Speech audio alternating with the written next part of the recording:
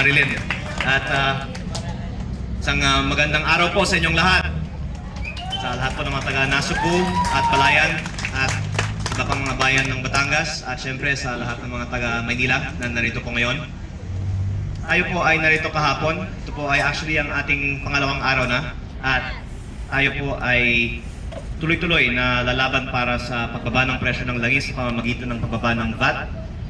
Actually, ilang beses na natin itong tinalakay sa Kongreso pero hindi pa inaprubahan ang pagbaba ng VAT. Pero dahil sa dumadami na mga Pilipino na nananawagan na aaprubahan ito, hindi na rin pinatanggi ng mga ibang kongresista na kailangan na rin itong aprubahan. Pero mukhang kailangan na mas palakasin pa ang boses ng mga mamamayan para ma-prioritize ang measure na ito. Kahapon po kasi nagkaroon tayo ng buong araw na pagdinig at nagpresenta ang iba't ibang mga ahensya ng gobyerno. Meron po tayong mga galing sa unang distrito na guest din sa pagdinig kahapon at wala pong malinaw na sagot ang Department of Finance patungkol sa pagbaba ng buwis kahit yung pagtanggal ng fuel excise tax na ipinasa na ng Kongreso. At ang sagot naman tungkol sa mas malaki pang mga ayuda o pagbaba ng buwis ay kulang daw ang pondo ng gobyerno para ibigay lahat ng mga hinihingi ng taong bayan. Pero ang lumalabas din naman, ang dami pang mga hindi kinakailangang gastusin ng gobyerno na pwedeng bawasan na hindi pa binabawas. At kabilang po dito ang mga traveling expenses, representation expenses, at yung mga non-essential expenses na ito, sa sarili nilang definisyon, ay umaabot na sa 150 billion. Meron pang iba pang mga gastusin na hindi nila sinama para makabuo sana ng mahigit 250 billion pesos na savings. Kaya nila sinasabi, hindi pwedeng tanggalin ang VAT sa petrolyo dahil hindi daw kaya ng ating gobyerno nabawasan ng ating kinokolektang buwis sa halaga ng 250 billion pesos. Pero kung tanggalin lang ang mga hindi kinakailangang gastos, makakabuo na tayo ng madali ng 250 billion pesos. Ang dahilan na hindi pa ito ginagawa ay sa aking palagay, hindi pa kasi naiisip ng gobyerno na kailangan nang ibigay ang lahat ng maaaring ibigay para lutasin ang mga epekto ng pagtaas ng presyo ng langis. Kaya tayo nandito ngayon, taga-unang distrito man, andito tayo sa Maynila para sana makita ng iba pang mga kababayan natin na may clamor na para lutasin ang mga epekto ng pagtaas ng presyo ng langis. At kapag pati ang mga taga Maynila at iba pang mga distrito ay mananawagan din para dito, sa tingin ko hindi na mai-ignore ng ating gobyerno ang pangangailangan ng mas malaki pang aksyon para ibaba ang presyo ng langis. Kayo po, mga taga-unang distrito, ay gumagawa ng isang napakalaking tulong para sa hindi lang sarili nating mga bayan, kung hindi para sa buong bansa. At sana magiging napaka-makabuluhan ito dahil it's a very solvable problem. Alam po natin ang solusyon. Inaamin na nga ng gobyerno na magagawa ito. Kailangan lang ng konting tulak pa para aprubahan ng Kongreso.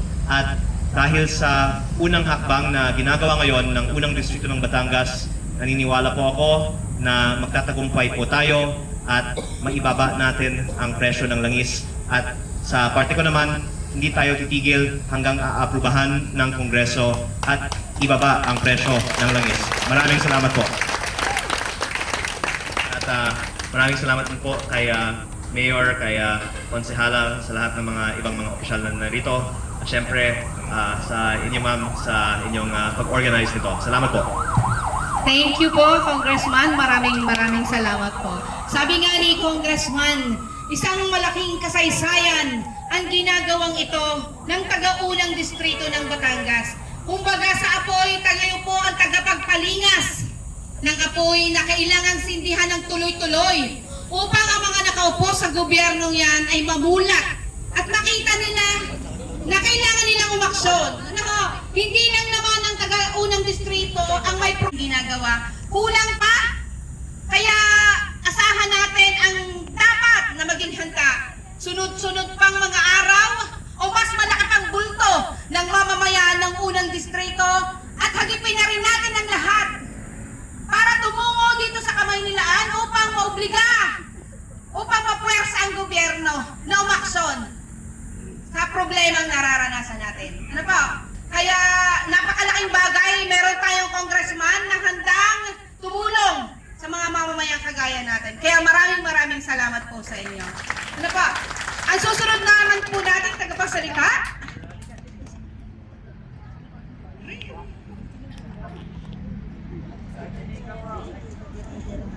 Ang susunod naman po natin tagapagsalita ay mula sa Barangay Putat ng Nasugbu, Batangas. Presyo ng langis! Ibaba! Ibaba! Ibaba! Ibaba! Presyo ng langis! Magandang araw po sa ating lahat. Sa ating pong kagalang-galang na Congressman Leandro Ligarda Lisbiste, sa ating pong Mayor, magandang araw po. Sa ating pong Konsehal Ayen, sa dalawa pong ex-konsehal, si Konsehal Cabral, si Konsehal Dennis, magandang araw po. Kami po na buong samahan ng Barangay Putat ay sumasama sa ating ipaglalaban na maibaba po ang presyo ng langis para po sa ating mahirap na mamamayan. Tayo po ay magsama-sama upang maisulong natin na ibaba po ang lahat ng bat at ang presyo ng langis. Dahil tayo pong mahihirap ay lalong maghihirap pag hindi natin ipinaglaban ang ating dapat ipaglaban.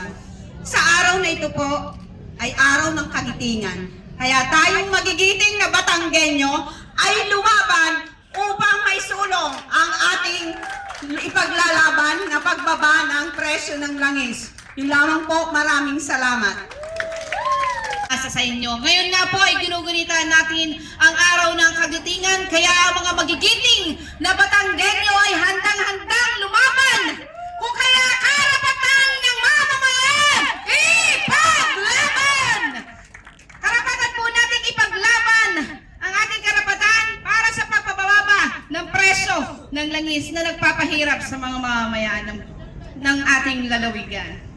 Pagsalita ng Barangay Dayap ng Nasugbu, Batangas. Handa-handa pa ba ang mga taga-Nasugbu na lumuwas sa iba pang araw? Sa mga susunod na araw, luluwas pa ba ang mga taga-Nasugbu? Yon ang iniantay natin.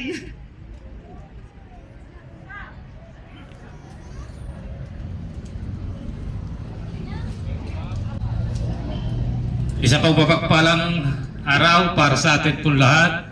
Kami po ang samahan po ng taga-Barangay Dayap ay sumama dito sa Kamaynilaan upang sumama sa hinaing ng buong bansa. Salamat po sa aming namumuno sa aming kay Congressman Leandro Ligarda Lisbiste. Sabi nga ay unang distrito, kaya siguro tayo yung umpisa ng ating pagkilos para sa ating pinaglalamang ito. Sa atin pong kagalang-galang na mayor, kasama po natin at ang kanyang mga konsehal, kami po ay kaisa ninyo sa atin pong hinahangad na ito na ipaglaban, na maibaba dahil napakalaki po talaga ng apekto nito sa buong bansa. Yun po lamang, pasensya na po at kailangan muli nakapagsalita sa gartong malakihan ay sinalo ko po yung aking kaibigan at yan po'y mahahasa rin pagdating ng araw. Yan po'y Sa inyo po lahat, magandang araw, pabuhay po tayo lahat. Po, suportahan po natin ang ating Congressman Leandro Ligarda Libiste. Muli po, magandang umaga po sa ating lahat. Maraming salamat po. Hingan din po natin ng kaunting mensahe ang ating ex-councilor Dennis Apasible.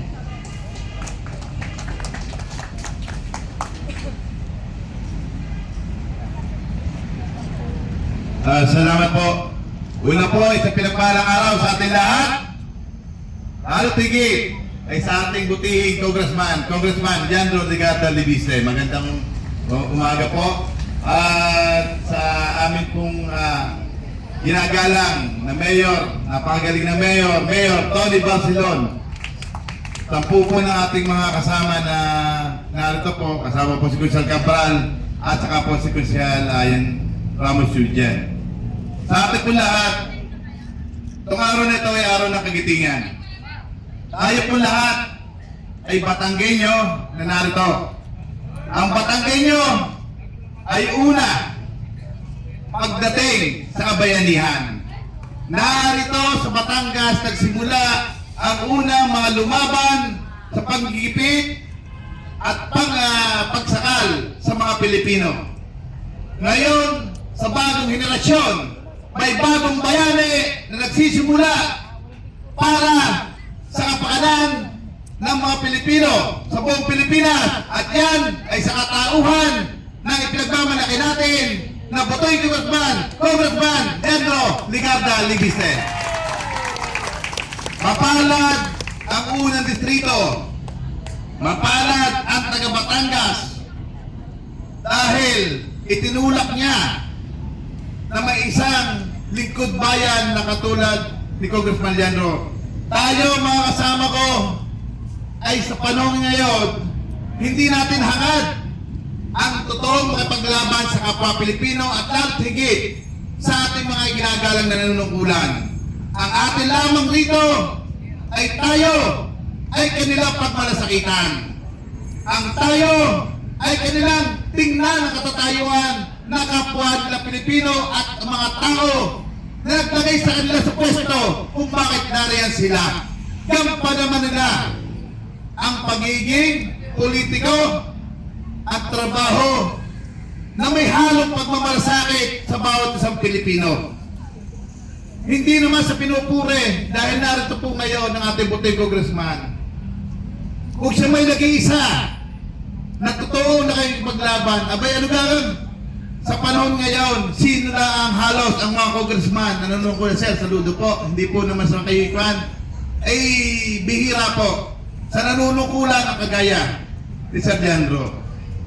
Na ang buhay, alam naman natin, Sir, na ngayon, sa panahon ngayon, mga binabangga ay mabibigat. Talagang ginagampanan niya na siya ay pinaglalaban niya ang kapwa Pilipino. Nakita naman niya na ngayon naghihirap dahil sa krisis na nangyayari sa buong bansa.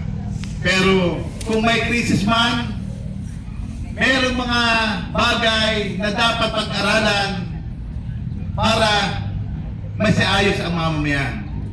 Ang akin nga rin katulad ng dati, dumaan na nga tayo sa malaking pagsubok, mga kababayan ko. Napakaraming pagsubok ang dinaanan natin. Noong panahon ng pandemic, dumaan tayo sa malaking pagsubok. Pero sa awa ng Diyos, dahil sa siguro, sa galing ng namumuno ng panahon yun, nalusutan ng Pilipino ang nakaraang pandemic. Sana naman, ito na hindi pandemic pa. Ito'y problema ng kakupusan sa tawag dito, sa pangailangan natin sa crudo, sa gasolina. At ito naman talaga buti na nga lamang at meron pang supply. Ang mahirap ay yung wala ng supply. Kahit may pambili tayo at wala na magdi-deliver, patay tayo lahat nito. Tigil ang ating gobyerno. Pero bagamat ganon, sana hiling ko po sa mga nakakataas, dahil tigit sa ating Pangulo, na sana po naman ay gawa ng solusyon, hanapan ng solusyon ang dinaranas ng kapwa natin Pilipino. Ako po, kaya po ako'y narito ngayon, voluntaryo po akong pumunta. Bagamat po tayo ngayon ay pangkaraniwang mamaya na lamang, hindi po bilang politiko, kung hindi sigaw ng mga bawat Pilipino at susuporta sa ginagawa ng ating puting congressman. Kaya po tayo narito ngayon at nakikisa sa ating pinaglalaban. Ipinaglalaban natin ay ang ating karapatan na tayo ay sana'y kalingain ng nasa taas. Muli, pagpalain po tayo ng may kapal sa ating lahat at itong ginagawa natin ito ay sana ay may magkaroon ng kinatnan sa inaharap. Muli po, salamat po at God bless po sa ating lahat. Thank you po. Maraming salamat po, Ex-Councilor Dennis Apacite. Ramdam na ramdam ng mamamayan ng Nasugbu ang inyo pong pagkalinga sa kanila. At hihingan din naman po natin ang mensahe ng ating isa pang dating konsehal ng bayan, Roderick Cabral.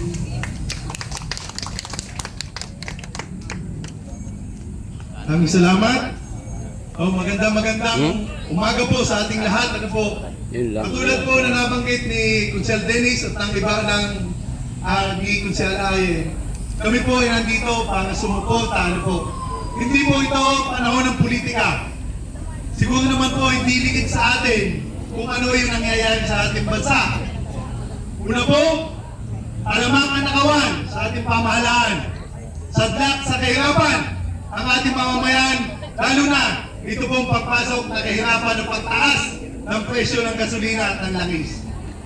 Nandito po tayo para isa sa maging boses ng ating mga kababayan sa buong Pilipinas na madinig.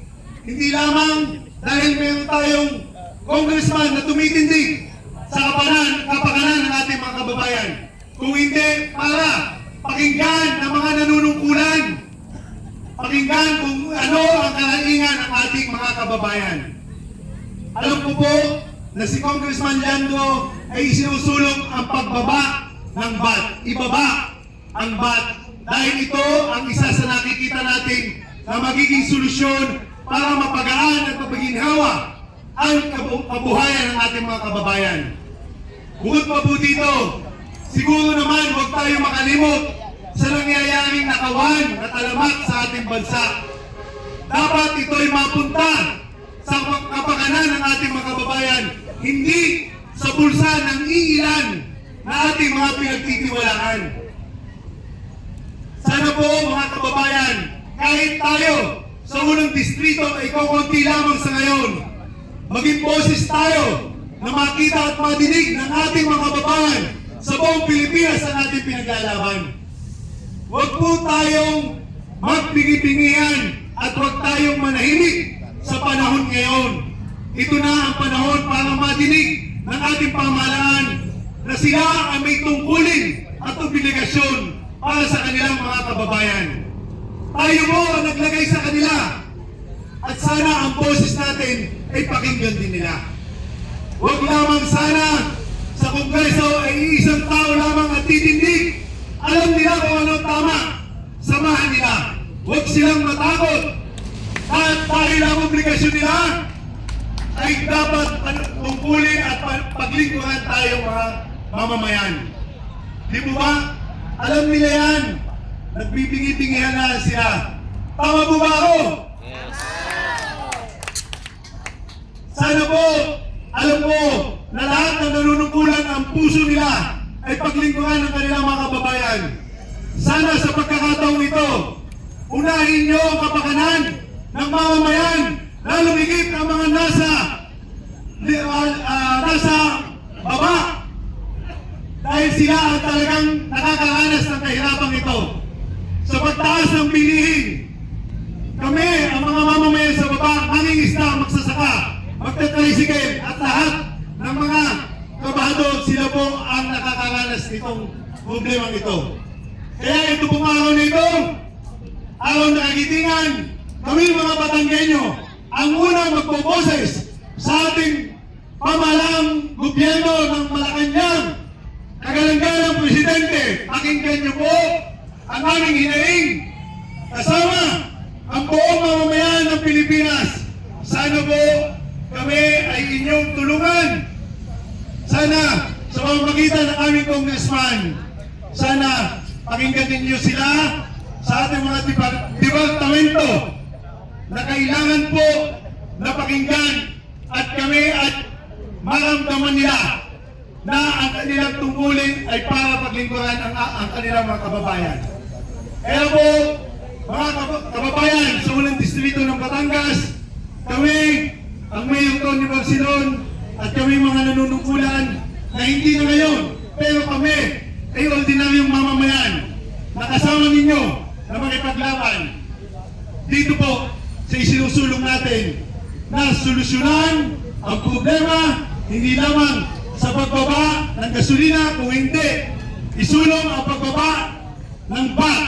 Yan po ang isinusulong ng ating congressman. Kaya po, magandang umaga, maraming salamat po, at mabuhay po ang ating congressman.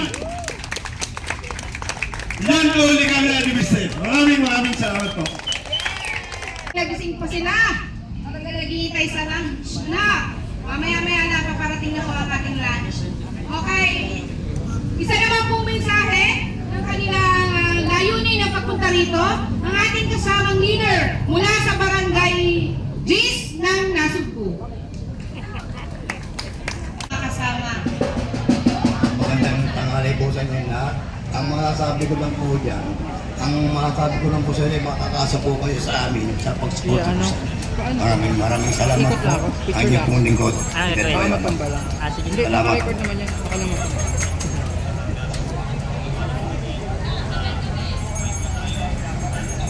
Okay lang po yun, at least nagpakaika tayo ng ating suporta at nagbigay ng inyong mensahe. Mga taga-barangay ko, Nasugbu! Andyan po ba? Kanina lang, ang lakas ng inyong tiyan. Mga taga-barangay 4! Taga-barangay 7! Yun!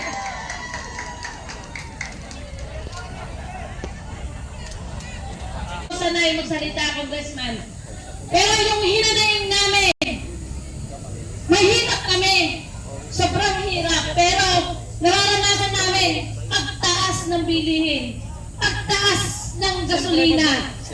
Pero binigay ni Lord sa amin, si Congressman, na lumalaban na para sa atin. Kaya maraming salamat po. Maraming salamat po, Ma'am Ayen, Mayor Tony Barcelon, at sa aming mga ex-attorney Manalo. Ayun lang po ang hinaing namin. Kami po ay nasa laylayan. Mahirap po kami. Pero lumalaban po kami, sumusuporta sa inyo. Nandito po kami, voluntaryo na sumasama sa inyo. Maraming salamat po. Kung gising pa, inaanyayahan po ang inyong leader na pumunta rito sa unahan upang magbigay ng balayan. Susunod pong magsasalita pagkatapos ng tagapaligpikan.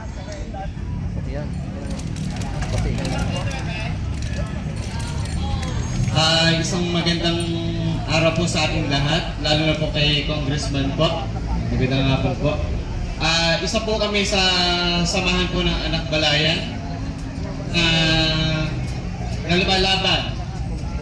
Bilang po kami isang mangingisda. Ramdam po namin ang presyo ng pagtaas ng aming diesel po. Diesel po natin.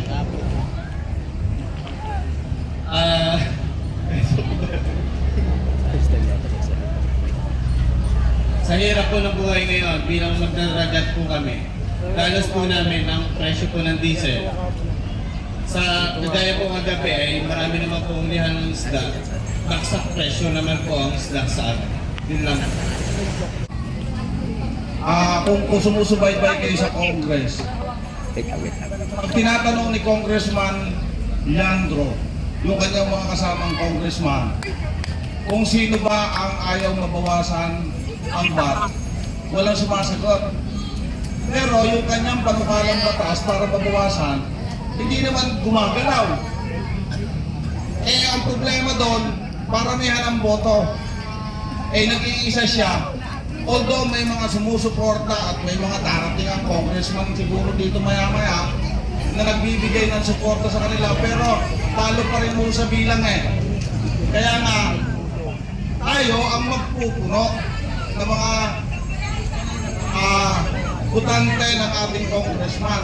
Ang ibig sabihin, kailangan magkaroon tayo ng mga malalayang pagkilos gaya nito, sapagkat kung hindi ho tayo kikilos, sino? At kung hindi ngayon, kailan pa? Lahat ng sektor dumatay ang mga mahing isda. Tinamahan ng mercader ruling. Ayaw nang lumabas dahil sa mahal ng gasolina. Ang mga magsasaka, paano mapapagana ang kanilang mga makinabro sa pagsasaka? Ang pagkakataas ng imposasyon ng VAT sa gasolinang ginagamit sa pagpapandar ng makina. Lahat po ng sektor. Ako, abogado. Kami yung mga abogado, batable din po kami. Ibig sabihin, nagbabayad rin kami ng 12% value added tax. Sa maikling salita, kung mawawala yan, napakasimple yung i-compute. Ang gasolina, batable. Ang sasakyan, pag kinargahan mo, gagamitin mo sa paghakot ng produkto, yung produkto, batable. Sa maikling salita, bago umabot sa consumer, yung 12% na yan, inaabot na yan ng 36%. Ganun ang pabigat ang tama nitong VAT na to kung bakit natin inaalis. Kung hindi man alisin, mapababa. Sa buong Southeast Asia, makikita niyo yung mga datos. Ang pinakamataas ay ang Pilipinas. Pero sa kabila ng lahat, tayo ang pinakamataas, tayo ang pinakamahirap. Kapagkat ang karamihan ng nakukuhang buwis, hindi naman dapat doon gamitin sa dapat paggamitan. Si Congressman Leandro lang naman ang lumalaban sa korupsyon. Si Congressman Leandro ang lumalaban para sa kapakanan ng mamamayan sa pamamagitan ng pagbabawas ng VAT at EBAT. Wala naman tayong makita. Kaya sabi ko, tayo tumulong ng mga kababayan niya kasi kung hindi natin tutulungan yung ating congressman, paano naman magtatrabaho yung mag-isa? So kailangan samahan natin. Kaya ho tayo ay nagtitipon-tipon. Pag tinatanong ako hanggang kailan to, ang sagot ko, hanggang sa dulo ng walang hanggan. Hindi natin alam Hanggat hindi siya bumibigay, hindi rin tayo dapat nabigay. Sanay naman tayo ng ganito ang ganda nga ng mga taga-First District. Kita nyo, nakakaranas kayo ngayon dito. Nakakapamasyal sa liwasang Bonifacio. Dati, doon lang tayo sa ating mga covered court. Ngayon, nandito tayo sa Maynila. Yan, may coverage ng media. Napapanood tayo. Ang mga Batanggenyo kasi may dangal. Ewan ko lang yung author ng BAT na taga Batangas. Tayo nalaban sa BAT. Ang author naman dati nito, taga Batangas din. Diba? Pero taga Quezon daw po naman yun, hindi talaga tubong Batangas. Ang tunay na Batanggenyo ay ang katulad ni Congressman Leandro na may paninindigan at may malasakit sa kanyang nasasakupan. Actually, hindi lang sa kanyang nasasakupan sapagkat pagka ang kanyang ginusto na mabawasan ang VAT ay nasa katuparan, buong Pilipinas ito. Ganun sisikat yan pang presidente ng Pilipinas kasi hindi pa presidente, makikinabang na ang mga taga-ibang bayan. Kaya magtitiis-tiis lang tayo dito ngayon sa Maynila. Anyway, tayo naman habang nandito ay hindi pinagkakaitan ng tulong at suporta ng ating congressman. Kaya doon sa mga leader, ito na yung pagkakataon nyo para kayo naman magpakita ng gilas na ipamalas ninyo na nandito kayo at nahalal ng tao upang paglingkuran ang tao sa pamamagitan ng pagsuporta sa makabuluhang legislasyon gaya ng pagbabawas ng value added tax. Maraming salamat po. Si author na expanded value added tax. Dahil hindi po siya magiting, ang gusto po niya ay hut-hutan ng hututan ang mamamayan lalo nang naging hirap. Kaya naman po ang suporta ng mamamayan ng unang distrito ng Batangas ay buong-buo para kay Congressman Leandro Ligarda Libiste. Dahil ang kanyang pong hangarin ay hindi lang para sa mamamayan ng unang distrito, kundi sa mamamayan ng buong Pilipinas. Kaya naman, handa-handa po ba ang mamamayan ng unang distrito? Handa pa po ba kayo sa mga susunod na araw? Ang salitang pagbabago ay bata po ako ay naririnig ko na. Subalit ang nangyayari ay hindi nagbabago. Sapagkat natural po sa ating mga Pilipino ang pagiging mabait. Sana po sa pagkakataong ito, naramdaman natin ang kapalit ng pagiging mabait. Tayo po ay gumawa ng mga alituntunin na makakatanggap ay ang ating mga kababayan upang umunlad at maging masagana ang ating buhay. Narinig niyo po sa ating mga kasama kanina ang layunin ng pagtitikong ito. Sana po tayo ay magpalawak sa ating mga kasamahan kung bakit tayo ay nandito sa kilusang ito upang tunay nating makamtan ang isang tunay na pagbabago at pagkakaisa ng mga Pilipino. Dalangin din po natin ng ating mga namumuno ay magsimula ng kanilang tunay na tungkulin, tunay na pinanupaang tungkulin sa ating bayan at mamamayan upang makatam natin ang isang tunay na pagbabago at kaunlaran sa ating buhay. Kaya sa inyo po lahat, sa ating po mga panahon, magandang tanghali, inyo pong isadiwa ang araw na ito, ating pong dalahin sa ating mga kaibigan, bahay at kasamahan ang diwa ng pagkakaisa, pagbabago upang tuloy-tuloy na magbago ang ating bayan para sa tunay na kaunlaran. Marami pong salamat.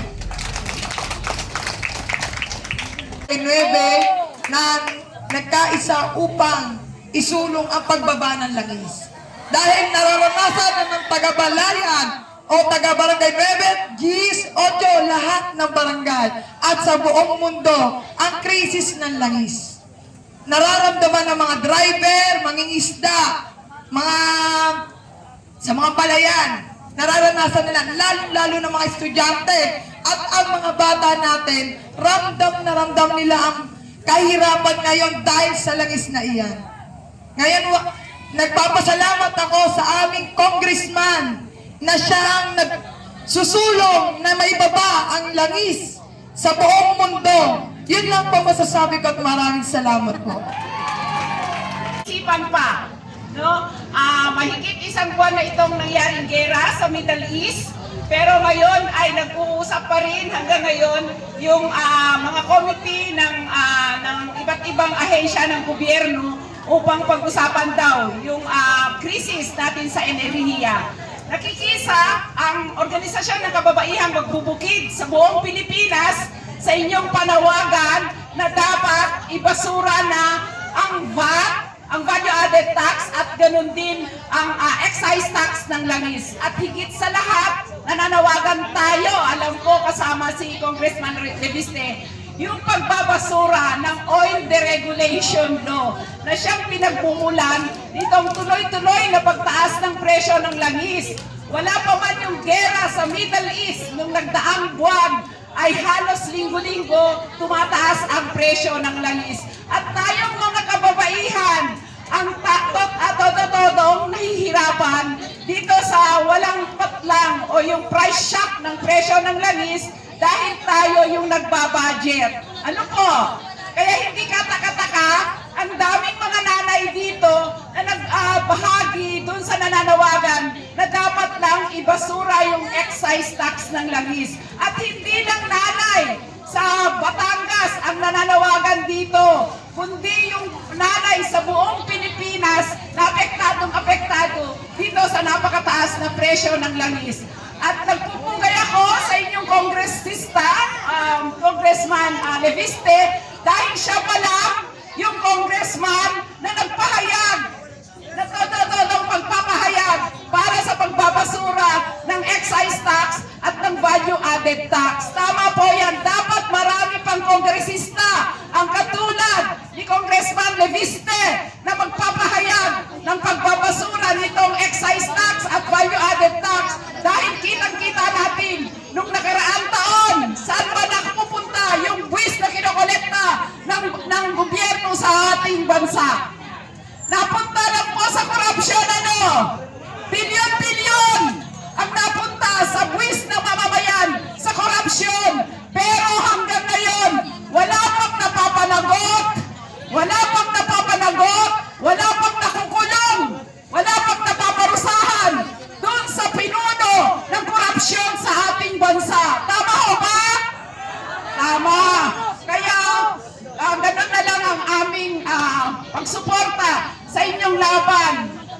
pagbabasura sa mga ito. Tayong mga magsasaka, mga kababaihan, mga kabataan, mga mangingisda, ang pangunahing apektado dito sa napakataas na presyo ng langis. At ang mga magsasaka, katulad ninyo, yung mga magsasaka sa buong Pilipinas, ay nakatingin na sa malayo kung sila pa nga ba ay magtatanim sa darating na Mayo hanggang Hunyo dahil wala pang nagagawa yung gobyerno doon sa panawagan natin na support production subsidy sa ating mga magsasaka. Hindi sapat yung 5,000 oil subsidy na ibinibigay niya sa ating mga magsasaka. At alam niyo ba kung ilan lang ang makakatanggap doon sa 5,000 oil subsidy na sinasabi ng Department of Agriculture? May higit 14,000 lang daw ang pwedeng makatanggap. Samantala, meron umaabot ng 11 million mga magsasaka at mangingisda, manggagawang bukid ang nangangailangan ng suporta. Napakaliit na nga yung binibigay nila, napakabagal pa, ano?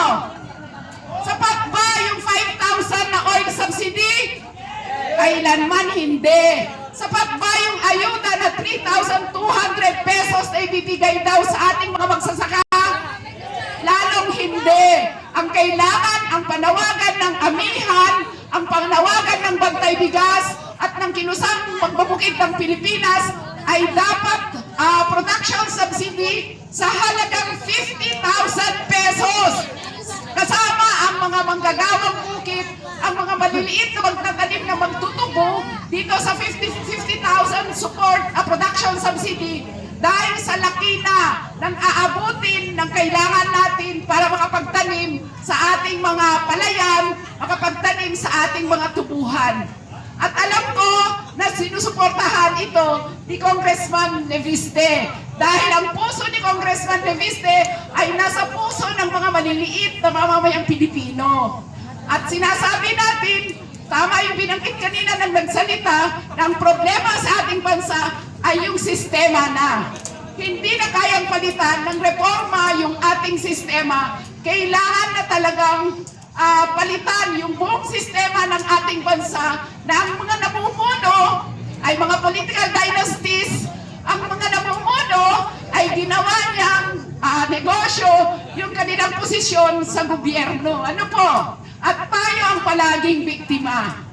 Tayo yung palaging biktima at nananawagan tayo na dapat managot ang lahat ng sangkot doon sa napakalaking korupsyon na nangyari sa ating bansa at mawawala lang ito kapag nawala na ang political dynasties sa politika ng bansa.